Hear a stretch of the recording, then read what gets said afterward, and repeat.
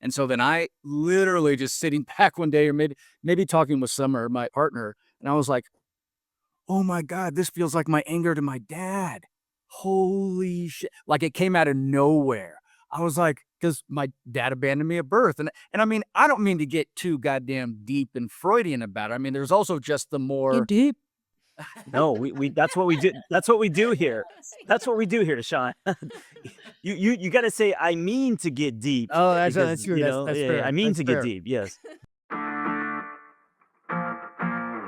I'm John Kim, a licensed therapist who used to be a miserable fuck before going on a hero's journey and turning expired relationships into revelations. I use my story to help others come with you instead of at you, unrehearsed on purpose, because self-help doesn't have to be polished or complicated, just honest. Hey, Tawny.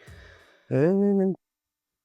Saved by the bell. Come in and save me from the questions. Tawny, did you color your hair?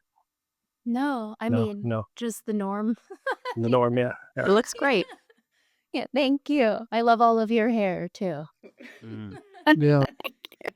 I don't have much, but hey, Tawny, we are starting with asking Amy Brown to dig deeper because Mikey asked her how is she doing. She said good, and then I jumped in and said no. So we're gonna think of let Amy think of a little bit deeper answer. Deeper answer. Doesn't have to be deep, but just something different than good, which is the knee jerk, right? I am good. So it's fall here. You know, the trees are turning and the temperature's dropping, and there is a bit of a sense of shift in Mother Nature. And so I am also just energetically honoring that in terms of, I think, fighting it isn't so good, but I think that Mother Nature gives us a lot of beautiful examples in terms of honoring our own just time of wintering, time of hibernation. And it doesn't need to be a huge difference, but I think just the energy of the planet, it's always going to ebb and flow, and to kind of be in rhythm with that is nice. So that's how I'm feeling. I'm feeling like fall today. You went from a stick figure to like an elaborate canvas painting. Colorful. Yeah, Three-dimensional that's amazing. human. Yeah. Hey, Madeline, welcome. Sean, welcome. We're just going around the room and asking each other how we're doing, but you can't respond with fine or good. So we're asking you guys to dig a little deeper. Tawny, how are you doing? Can't respond with fine or good. I'm riding the waves. That's my response. Expand. I feel like I've been through an initiation the last year and a half, and I honestly feel like I'm coming out, which is a blessing, but it's also bittersweet. So there's been lots of processing, and yeah, I'm also in Chicago. When you say a year and a half, you're talking about when you were nomadic, or are you still nomadic? No, I'm still nomadic. Yeah. Oh, you are? Wow. Yeah, I just got to Chicago from Rome because I have a sex therapy training here. Madeline, how are you doing? I'm feeling a little bit like a snake shedding its skin, which maybe would have surprised me a few months ago. Like I felt that I'd sort of done that already in recent years, but lots of chapters are kind of coming to a close and new ones are just there. And so it kind of feels like shaking the dust off a little bit and excited about what's to come. We just had Thanksgiving in Canada here this past weekend, so that kind of space for gratitude and being with my family and the people here that I'll be sort of that are part of this moving journey maybe was sort of the catalyst for that feeling. But Mikey, how are you doing? I am decompressing in a funny way. I accidentally broke my God, wait, hold on. What is finger that? Running horses. Who's typing? Sorry. Oh, Amy. Or somebody. Holy shit. Okay, that's okay. Go ahead, Mikey. I have a wonderful editor, producer of this podcast, so all of it will be edited out, or maybe just left in. Is also the point. Is this a part of the episode? Dude, we've been recording. You think we're just chatting? Oh my God! Are you kidding me? I honestly thought this was a check-in. I wouldn't have said some of that. Damn it. It worked. And also, who's got that kind of Oh, time? You It's think I'm gonna real. spend? You think I'm gonna spend sometimes 15 you do minutes? that, John. Sometimes you do 15 that. minutes just shooting the shit, saying hi? No, this Yeah, is you all do. part of it. Hey, Okay. I do. Okay, let's go. Mikey, how you doing? Then we'll get to Sean, because this is gonna be a very meaningful episode. So Yeah. we'll get to the and Tani, listen, we're friends. If you want something edited out, we can do that. I will unfollow you and delete your number, but Oh my you know, gosh. that is life. But by the way, you didn't say any details. You were just telling us broad strokes of your life. You didn't get Yeah. into anything, but I want you to be comfortable so we can edit anything out. Okay. Thank you. Okay, Mikey. I am decompressing in a funny way. I broke my finger yesterday in a random Oh, kind of freak housework accident. And so obviously that like blunt trauma hits your system. And then I just noticed since yesterday, my whole system's just kind of been like in this buzzy, sleepy state. So, Mm, hey. wow. And my hands have this thing for me. Like I can injure and have injured lots of things in my life, but when my hands get hurt, something like existentially freaks out in me. And I think it's because Yeah. I engage with the world so much through my hands, and Mhm. so many things that matter to me come through the fact that I can use my hands. So there was a few moments when it initially happened where I was like, "Oh crap," and like doing the dizziness. So my body is kind of like in this dorsal state, and I can notice like it's interesting how, and then I don't know if you guys notice this, but when our bodies shift because of illness or injury or something like that, and you're just kind of forced into maybe more of a, well, I'll say dorsal because that's the polyvagal word that I know. Like it's amazing how many other things feel way more like accessible. Like I can see right here, this is my mentor Robert Bly's walking stick.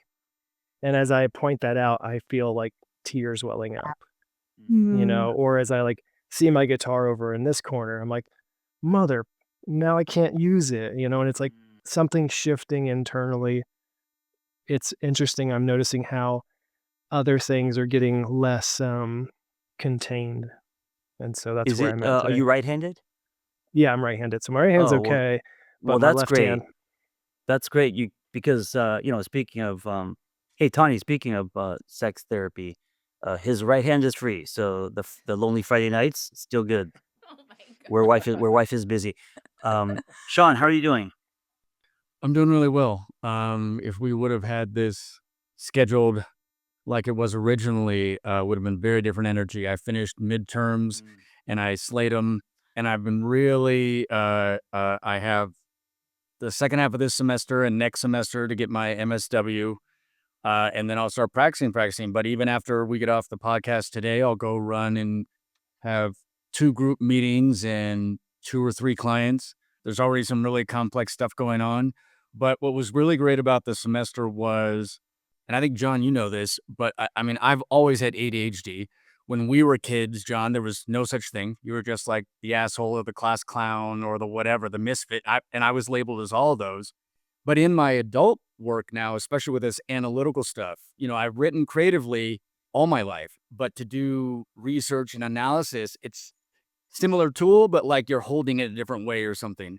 So I really had to get these papers in and like get these analyses done like clockwork. And I really wrestled with that. And I have a good mix of meds plus self-care. And I got everything done in on time. And then my professors loved the shit that I turned in. So I was like, all right, we're on track.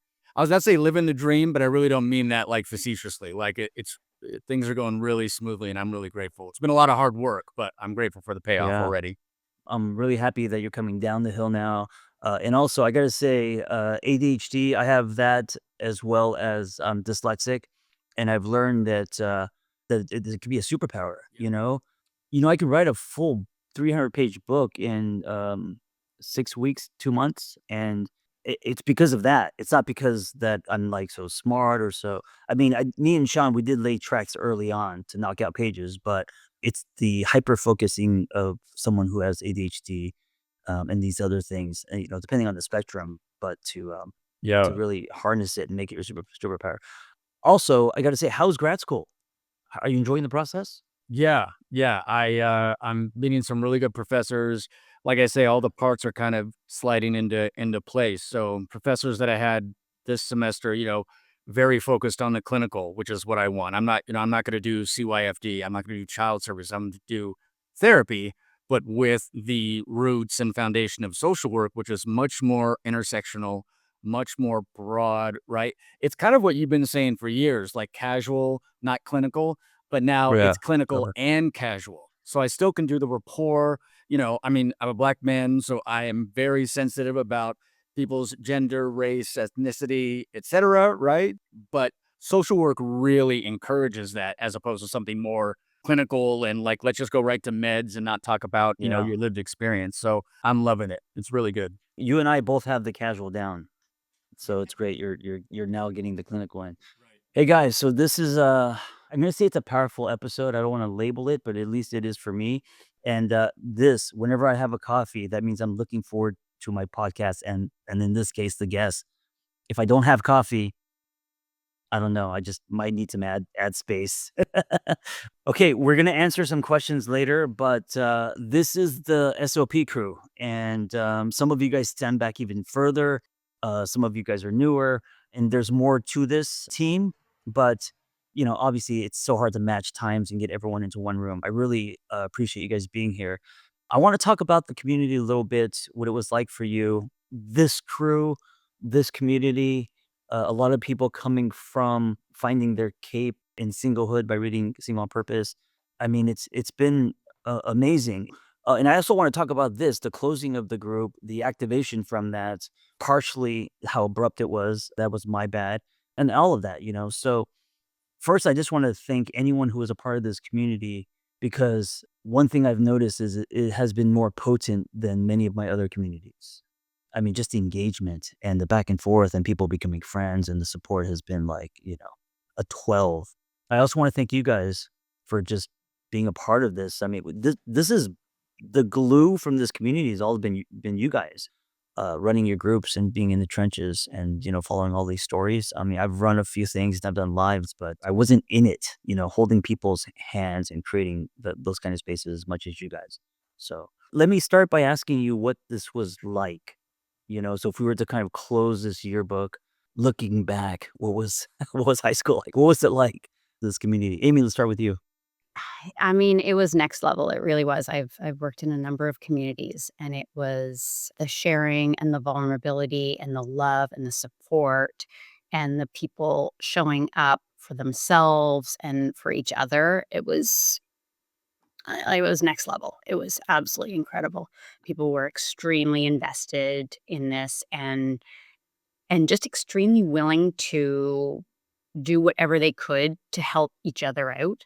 There was so many times where someone would come on and share something that was really in a weekly live session, something that was, going on that they were struggling with or something that was really vulnerable for them or stuff that they were, pulling up from recent or years before that they had not maybe shared with other people and they felt safe to do it in this environment. And the amount of support, whether it was in the chat or vocal or people just saying, hey, you know what? If it's the middle of the night and you're having, you're struggling with this, message me or put it in the main chat. And we had people all around the globe. So we had all the different time zones. So there was always someone on to be able to, offer support and love and encouragement. So I think it was that also really helped people progress through whatever they were processing because of the constant support and love. And everyone just kind of fed off each other. One person would share and that would encourage somebody else who had not spoken before to feel free to find their voice. It was incredible. Yeah, you attracted such a beautiful community. Thank you. Yeah, I mean, it wasn't me. I feel like it was more the team. What is one thing you personally have learned from this experience as a coach, as a being, as a mom, woman, whatever? Yeah. Yeah, it's interesting because earlier today, I was at the orthodontist with my teenage son, and he, I was like, "Do you want me to come into the appointment with you?" And he's, "No, I can do it myself, mom." And the orthodontist had me come in anyways, and it was quite a painful procedure that he was going through, and there wasn't anything that I could, physically do to help him, but I just sat Mm. there and held healing energy, and I extended it to him and extended it to the orthodontist and extended it to everyone in the office. And just, I think, as much as we can go through things on our own, just knowing that there is someone who has your back, someone who is extending Yeah. you support, whether it's, an intimate relationship or family, friends, neighbors, community, support group, just knowing that someone else is there, even if you don't cognitively understand what's happening, your nervous system just senses into, oh, I have support, I'm not alone. Someone's there for me. And I think that that is the priceless quality that the community brought, which was just the knowing that we weren't going through this alone. We are supported. I think many people don't realize how much the therapists slash coaches get from whether it's group work or individual sessions. I think that exchange is equal. Madeline, what about you? What did you learn about yourself through this? I was really wanting someone to bring depth psychology, shadow, union, and I'm so glad that you came in and put on those shoes. Yeah, it was a really amazing year. Oh, geez, to try to to try to kind of boil it down. I think that when I started in the community, it was the first time that I'd ever done something kind of or brought something that was so open. In the groups that I've run before, there has just been quite a lot of structure in them. And so it was like a little bit nerve-wracking. Yeah, to like have it be kind of free and to let it become whatever it was going to become. I don't know if this is something I learned about myself, but something that I really witnessed, I guess, in the process in the groups themselves was how the tough conversations, like the ones that tend to bring up a lot of resistance or feeling or frustration or whatever those is, like even though in the moment can feel hard, that's where the magic is. I remember a few times, like we were exploring some kind of heavy topics at times with like looking at purpose and meaning in life, and that could hold a lot of grief for people.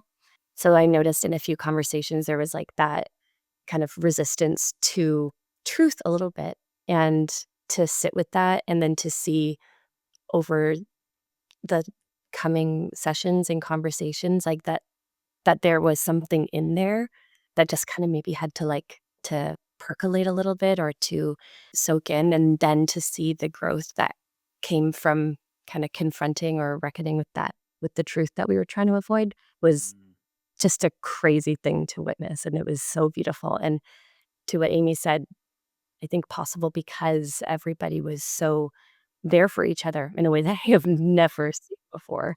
What a magnificent group of humans. Yeah. Mhm. Thank you. Sean, what was this experience like, and what did you personally learn from this? Personally, I honestly gained a lot more confidence. And I think John and maybe Amy, John especially know me well enough, and probably Amy, I can be on a roll, but I still don't let myself, I still don't give myself flowers, like deep, deep, Mm. deep, deep down. Right. Instead of like, oh, this is good. But I think, especially with the last couple of months with the community, like Amy and Matt have already said, you can just seeing their interactions helped me go, okay, they're doing it. And like Madeline was just sort of hinting at, like, I've always had this Tin Man thing for the clients. Like, it's inside you. You have a heart, you have a brain, yeah, Mhm. right? Wizard of Mhm. Oz analogy. Like, it's always in them. We're just there to sort of, give the space, right? Try to like crack the door open and then they walk through, right? So it's side by side, not leading. And my ability to see that, my self awareness, and then self love, to be honest, to be like, okay, I do a pretty fucking good job facilitating, right? Like that's a first for me. You can have like, I'm pretty like whatever at this, right? I can write a screenplay, John, like we did in the Valley years ago, or whatever. Or I can do this or I can do that. But to go like, holy shit, this is my assignment. This is my calling. And I can say that without feeling too cocky, even accidentally, as opposed to just confident. Be like, okay, right? Mandalorian, this is the way. So I really appreciated that, but I appreciated how the community brought that out in me and made me step up to that. And so that's my take. And then as far as the community, I can only just reiterate what Amy and Madeline have already said. And I also liked the growth, but I don't mean that in like any sort of condescension. But so for example, it's single on purpose. But by the last 3, 4, 5 months, and maybe Amy and some of the other coaches experienced this too, like folks were like, okay, right? Like, let's take the training wheels off. Now, I want to get into dating, or I'm, having sex. I'm getting physical with multiple people. I want to be out there, or I really locked into 1 or 2 people, and now, right? So I do this thing where if I'm with a client for a long time, eventually, similar to 12-step experience, I'm like, we got to take all the like analyses, right, and theories, and now it's like rubber hits the road time. Like apply that shit. And you can't force anyone. You can't say, this is what you're going to do this Saturday. You never would. But to see that naturally happen, and literally, Amy or Tani, tell me if you felt the same. Folks were like, yeah, got it. I'm in the like dating on purpose. So the dating as practice is like a phrase I always use. And that was wonderful. So, and even that is narrowing it down. Like we were talking about way more things than dating and this, that. But starting from there, or starting from single on purpose and then moving on, naturally was awesome to see. Just amazing. Yeah. And I'm a little jealous because when I went through grad school and practicum and all that, I didn't see any clients. I got thrown into the deep end of the pool.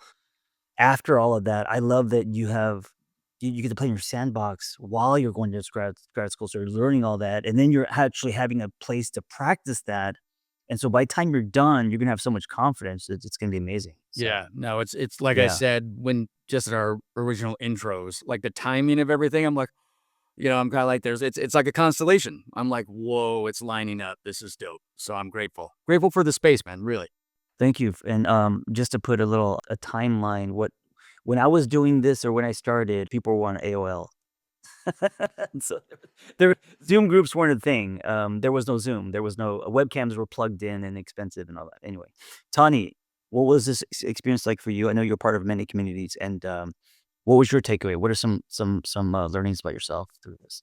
This one did feel much different to me too. It felt like people were more vulnerable, and usually in my experience, I've led with more psychoeducation, and Mm, although that was a part of this too, like for attachment theory and somatic experiencing and stuff, people were way, way, way more vulnerable and wanting to process, which felt very unique to me. And it sounds like everybody had a similar experience. And that is where the magic, I think, really is too, mhm. And something that I definitely learned is how important it is to be relational, which sounds so simple, but when I would share things about my own life, which obviously you do all the time, John, but I don't always when I'm, teaching or whatever, it would actually be incredibly helpful and supportive. And so I learned that that could be really helpful to equalize the kind of power structure too, which is so important to me in my clinical work too. So that was really, really important and something that I'm still working with in my own work. Yeah, thank you. Like me, you also when you're doing groups or you're teaching, it lines up with kind of like where you're at in your life. So in the beginning, and maybe this wasn't fair, I put on the hat of you being the attachment coach, therapist, and then Yeah. now you getting into more somatic stuff, and now even sex therapy. All your stuff aligns with whatever you're passionate about in the moment, which is great. Yeah, I mean, I still feel like developmental trauma is such a huge part of, which is what I think about when I think of attachment, it's such a huge part of where we're at in the United States, especially with power Yeah, dynamics. But so I still feel juiced on it. But yeah, yes. yeah, Yeah. and you're always the one that laughs at my inappropriateness, which I appreciate. Yes, I have the humor of a 10-year-old, just like you. But also, you don't look around to see who else is not laughing. You just laugh unapologetically, which is nice. Yeah. Mikey, what was this experience like for you, and what was your takeaway? It was really encouraging. I think similar to Sean, I've been in the field for 15 years or so now, and I've constantly been pushing edges and trying to show up in spaces and do things outside the box. And it's been a very roundabout and backwards career path of like being in this one space that the world sees as a certain way, but being a certain way as a person, trying to harness the power of psyche in order to help people heal and find wholeness. And it was encouraging in the sense that it just was easy to do that in this space. I've led groups in different places. I've done my own things, and there's always seemingly been some sort of like friction that has just been inherent in some of these other places. And this didn't feel that way. This felt very, very like, all right, let's go. I can say the offhanded things and fling some Jung at somebody's face and then do this and maybe, stop and breathe. And it just goes and everyone goes with it. And people walk away feeling like, wow, I want more. And that was really encouraging for me because I think, again, having been in this field for a while, I find later on in the field, my proclivity towards burnout is it's way easier to get there. Yeah. When I was younger in the field, I could like pound out 35 plus sessions a week, do my Oh, thing, and be like, yeah. cool, what's next? Now I'm Yeah. like, I got 3 or 4 in me a day max. And if I don't have some sort of connection to soul or something interesting in these conversations, then I'm just Mm-hmm. like, I'm tapping the mat.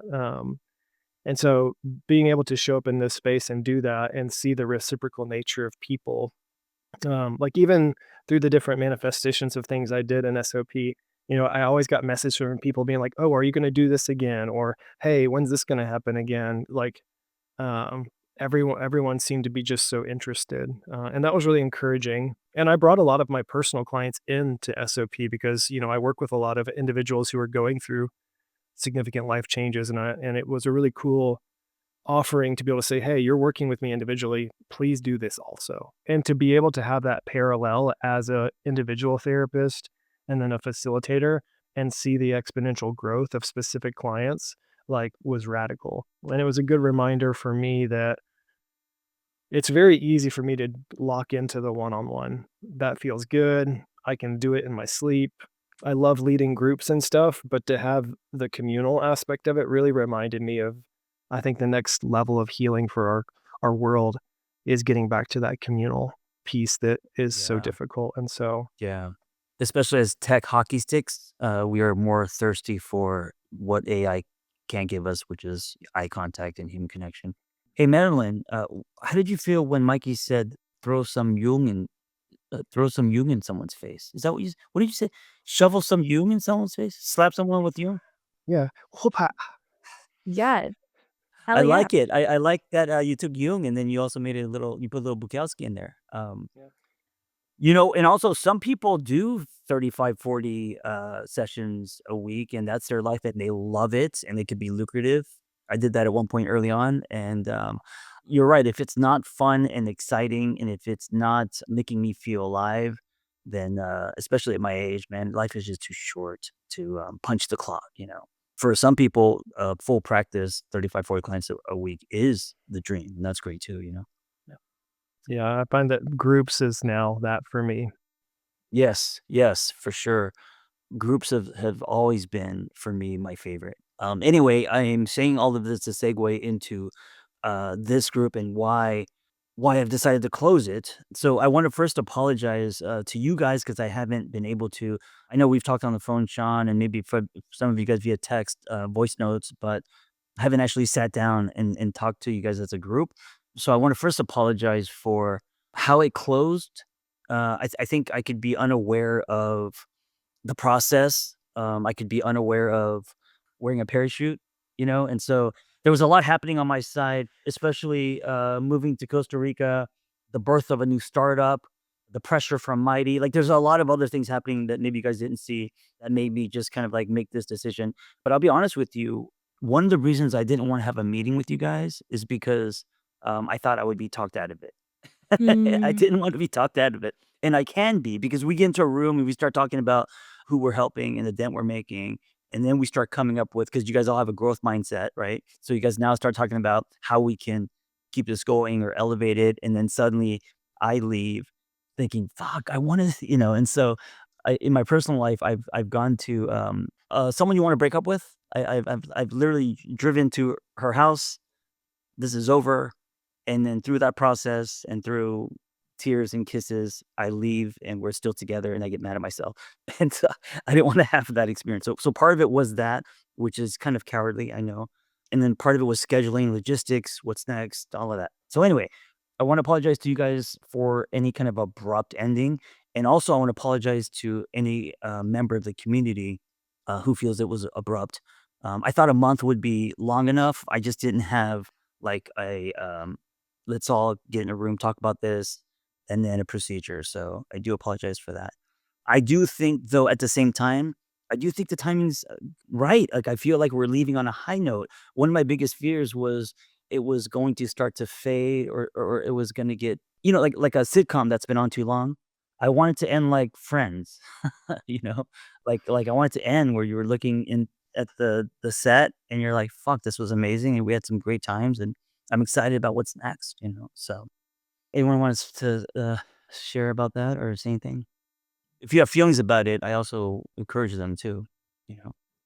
John, I think you and I already spoken a number of times, sort of like voice texted back and forth. And what is sort of ameliorating the abruptness is that the community is so strong in and of itself. It's amazing because that's sort of there are multiple points of entry to learn from that, right? Like one that's like that checks my ego. It's like, oh yeah, they're doing what we've been talking about this whole time. They're connecting, right? And so I can't be a hypocrite or I can't contradict what I just said. Like I'm facilitating, but it's their bonds.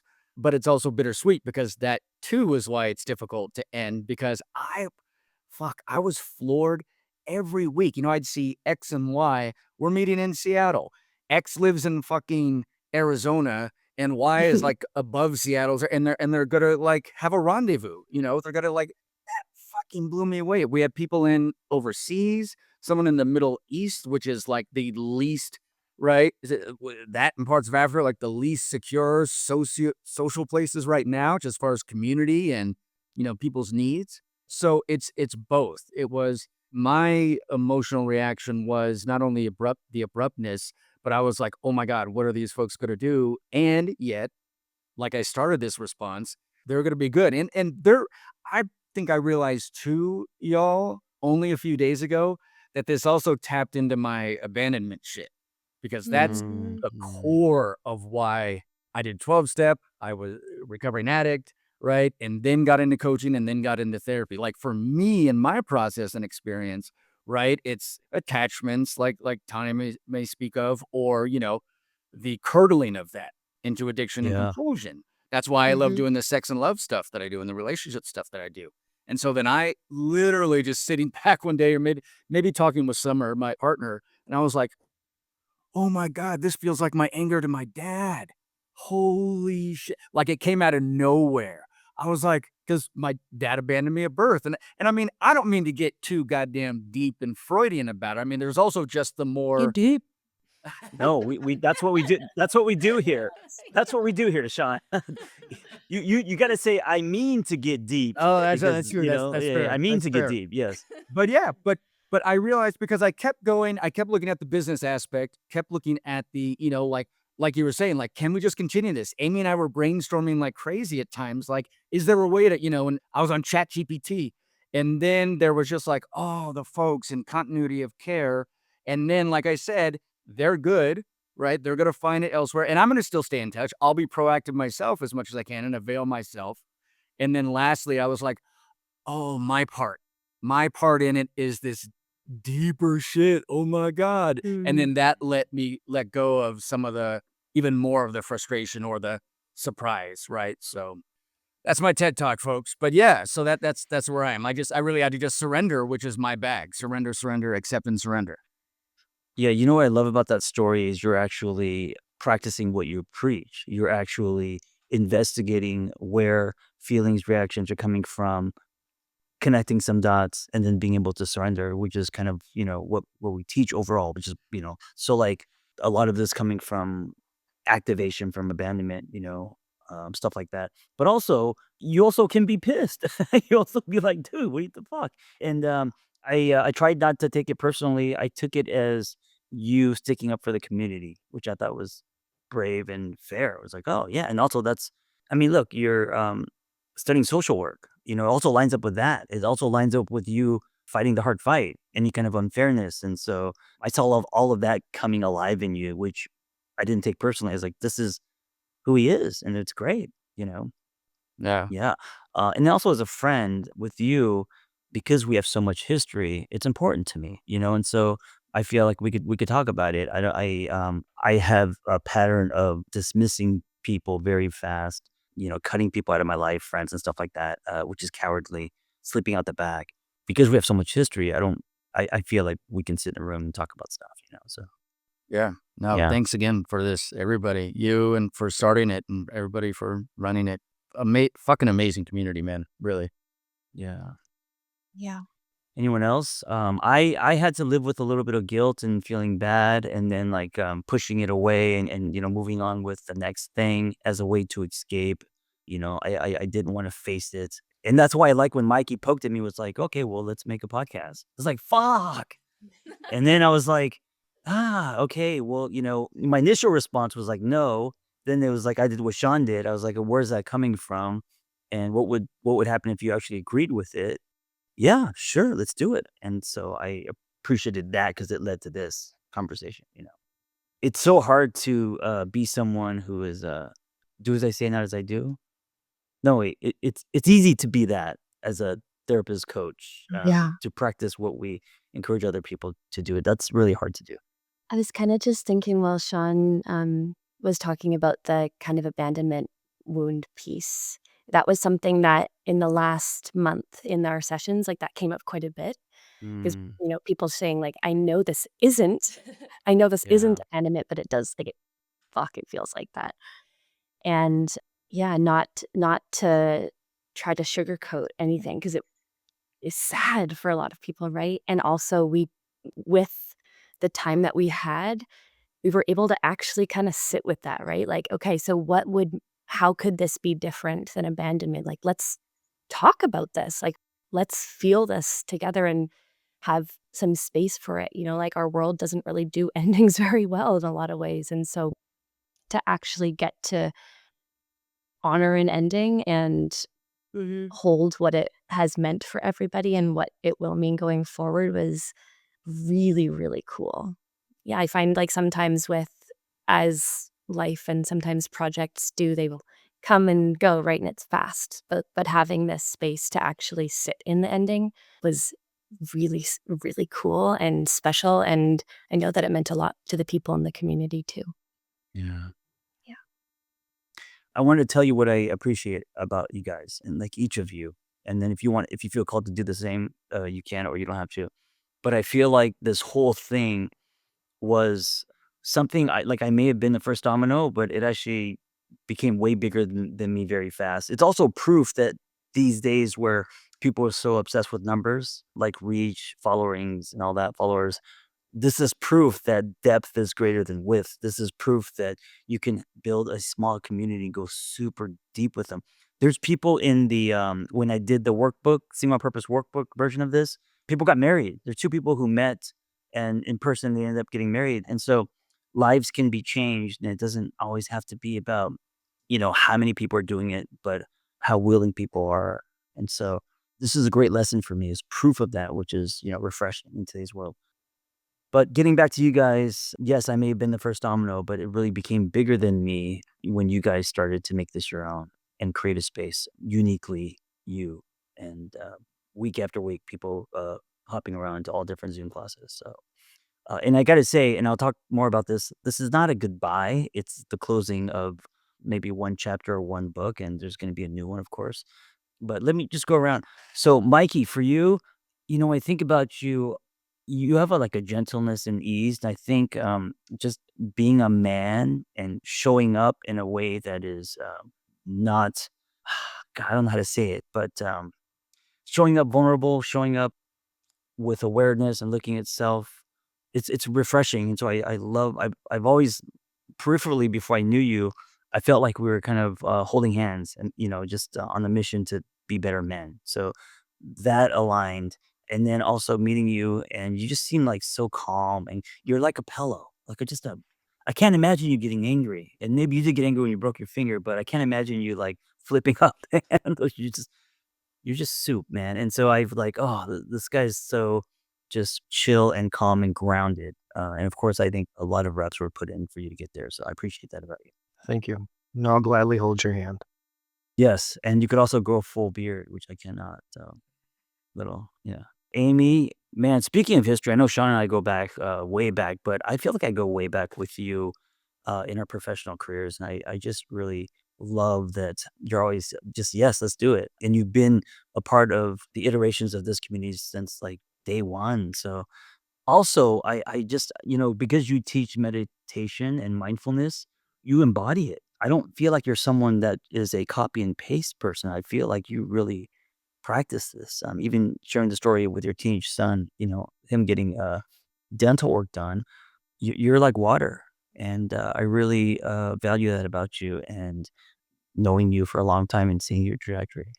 Thank you. I Yeah. appreciate that. And I have known you for long enough to know that, yeah, this is not goodbye. We maybe ended like the show Friends, but this is just, you will continue to create incredible projects and initiatives. And yeah, I think we're all just super grateful to be able to play in your sandbox. Thank you. We're going to do an intensive, and you guys are all coming back. We're going to take a beat, and we're going to go deeper with people. I'm going to offer it to, yeah, for sure.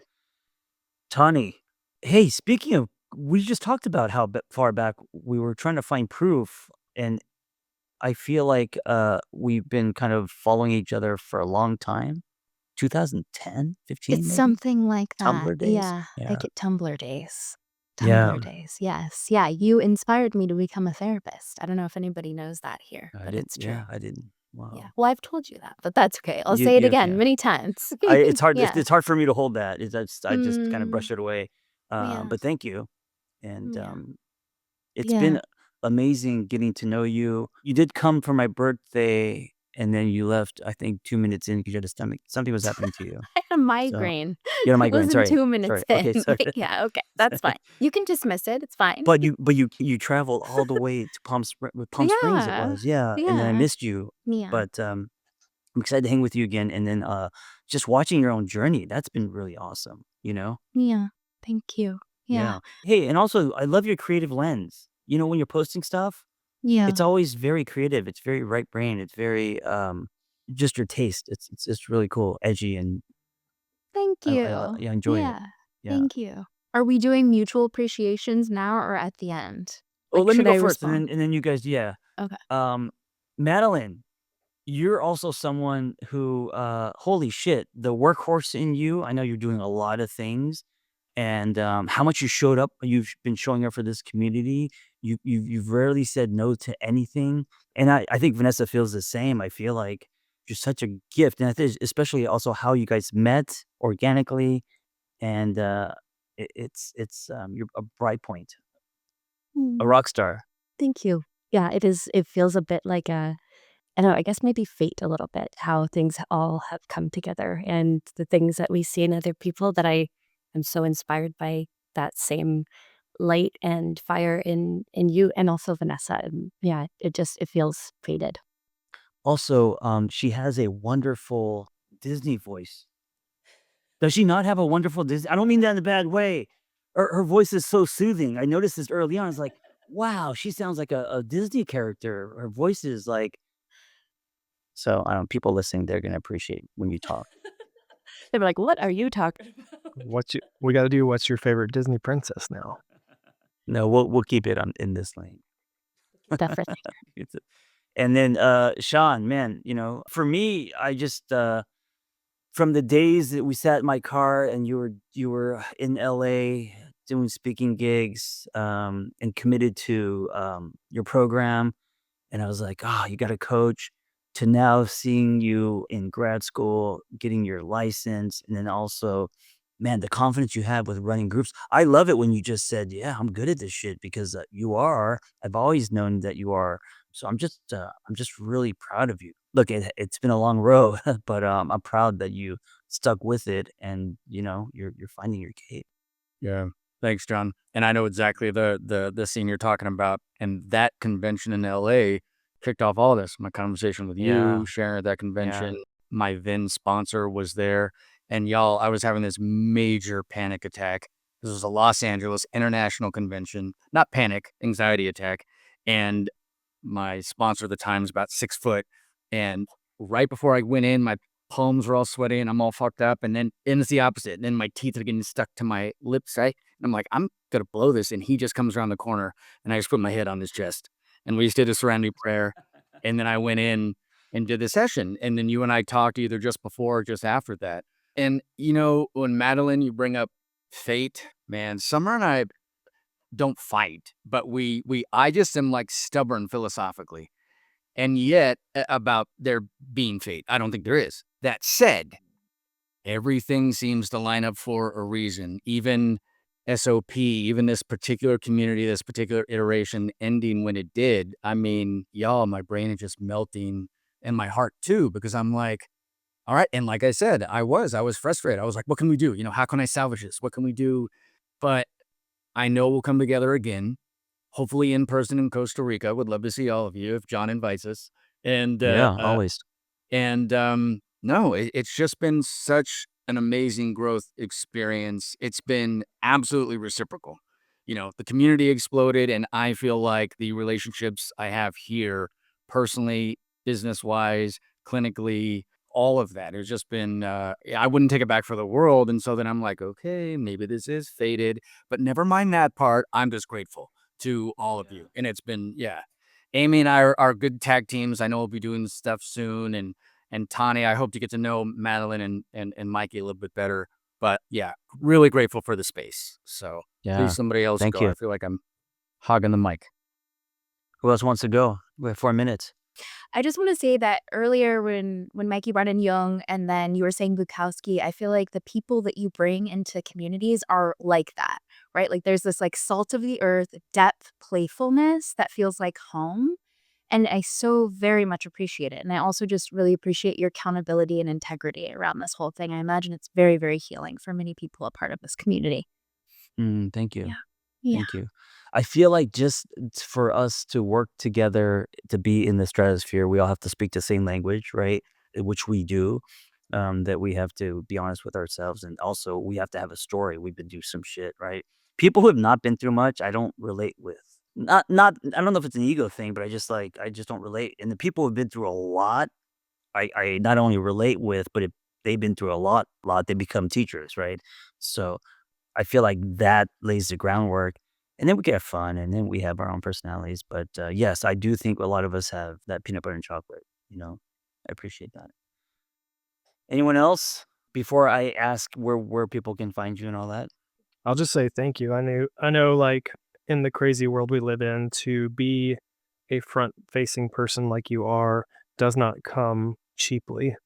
And making decisions to start things, to finish them, to close them out, to put yourself out there. I can only imagine how much energy that takes and how much turmoil that can spin up for you. So I just want to say thank you for leading the charge in that way and inviting us in and trusting us with the things that matter to you. Thank you for saying that. I appreciate it. Where can we find you guys? And also know that if you're listening to this, I'm going to throw up the bat signal again. I don't know when I come up for air. And then we'll do something that's intensive, that's deep. And if you are a part of the Sing on Purpose community, I have your email, so you'll know about it, hopefully. And we're just going to keep going deeper and deeper. And it'll just look different, right? But we'll all be there to meet you where you're at. Madeline, where can we find you? Ooh, in January, you can find me in Costa Rica. Yes. Um, I guess my main hub for finding things is on Instagram. My Instagram handle is my name, Madeline Downey. I've got like a link tree on there, and I'm on Substack as It's Giving Alchemy, just some existential musings. And yeah. Nice. Hey, Sean, you got to be on Substack. Are you on Substack writing? That's a great Not platform yet. Yeah, Yeah, soon. yeah. Soon. Okay. Like Madeline, I'm on Instagram at Sean Cardinalli. And yeah, definitely more podcasts with all of y'all and Substack soon. But yeah, Yes. thanks. And thanks for the opportunity, John. Always. Yeah. By the way, you guys don't have to spell your names because all your names and links will be in the show notes. You can get a hold of any of these coaches. Tanya, where can we find you? anyone can find me on Coming to Our Senses on Substack or Tawny Lyons on Instagram. I also started a podcast called Coming to Our Senses too. Ooh, Nice. nice. Yeah. Awesome. Yeah. Enjoy your Yeah. session. Yeah. Yeah. Amy, where can we find you? On Instagram, I am coaching with Amy Brown, and website amybrown.online. Awesome. This is all the therapists and coaches behind the SOP team. There were a few more, but we're going to give you all their contacts in the show notes if you want. They all do sessions. They all do, have their own products. And then we're all going to come together as a team later and have an offering for you. So stay tuned for that. Thank you for listening. Be well.